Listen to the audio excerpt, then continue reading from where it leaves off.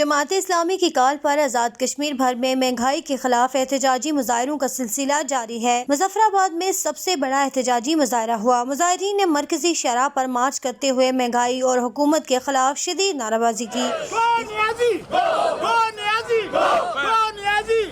اس موقع پر مظاہرین کا کہنا تھا کہ مہنگائی اس وقت پاکستان اور آزاد کشمیر کی تاریخ کی بلند ترین سطح پر پہنچ چکی ہے، مگر ہمارے حکمران خواب غفلت میں سوئے ہوئے ہیں۔ مہنگائی میں اضافہ کر کے عوام کا جینا محال کر رکھا ہے۔ بڑی بڑی باتیں کرنے والے مکمل طور پر ناکام ہو چکے ہیں۔ مظاہرین کا مزید کہنا تھا کہ حکومت نے پاکستان کو IMF کے آگے گروی رکھ دیا ہے۔ عمران خان نے اپنی کابینہ کی امارات میں اضافہ کر کے غریب کے منہ سے نوالا ہی چھین لیا ہے۔